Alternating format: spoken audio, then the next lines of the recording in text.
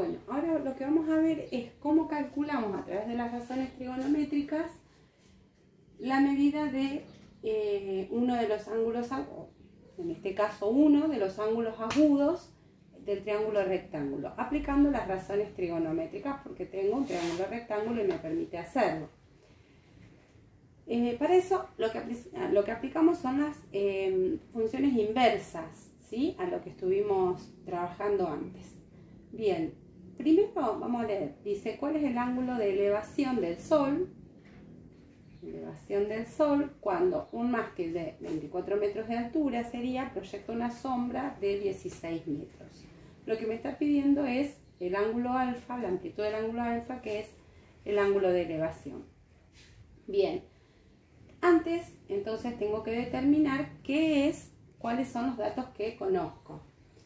Si voy a trabajar con el ángulo alfa, voy a conocer la medida del cateto opuesto, que es este, cateto opuesto, y la medida del cateto adyacente. Bien, vamos a hacer el otro. Perfecto, conozco la medida del cateto opuesto y la medida del cateto adyacente. Tengo que buscar en las razones trigonométricas cuál es la razón que relaciona los datos que tengo.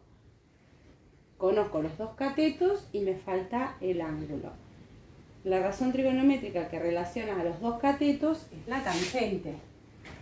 La tangente del ángulo alfa es igual a lo que mide el cateto opuesto dividido la longitud del cateto adyacente. Es la razón en la que no interfiere no interviene la hipotenusa, sino simplemente los dos catetos.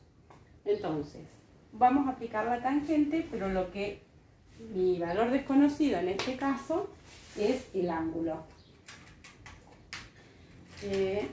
Bueno, bien, vamos a ver.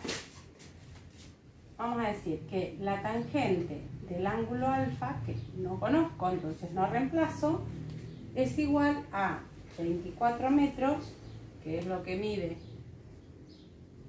el cateto opuesto, dividido 16 metros, que es lo que mide la hipotenusa. Bien, entonces lo que voy a hacer es resolver primero esa división. Esa razón la puedo resolver. 24 dividido 16.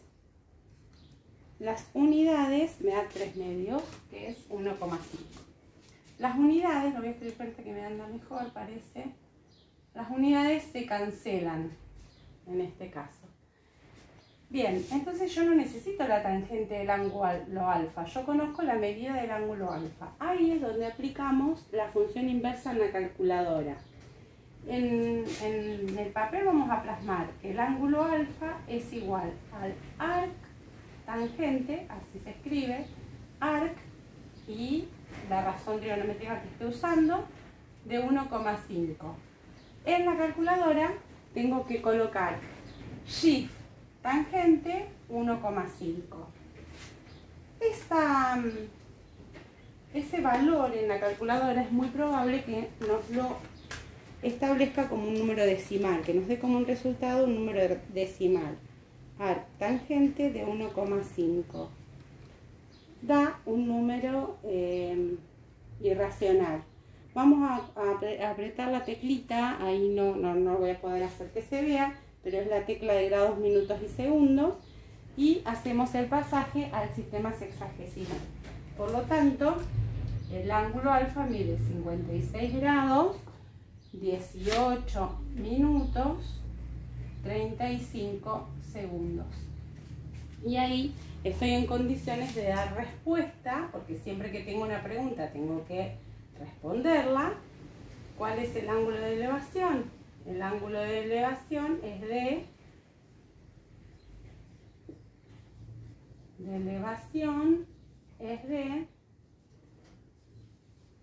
la medida que me dio. 56 grados, 18 minutos, 35 segundos. Si quisiera calcular cuánto mide el otro ángulo, simplemente tengo que calcular 90 grados menos 56 grados, 18 minutos, 35 segundos y podría obtener la amplitud del otro ángulo.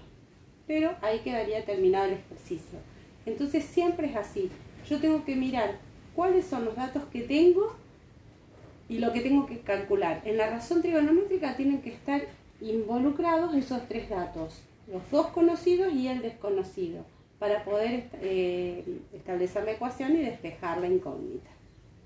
Y siempre que tenga que calcular uno de los ángulos, lo que voy a usar es la función inversa, que en la calculadora es shift y la función.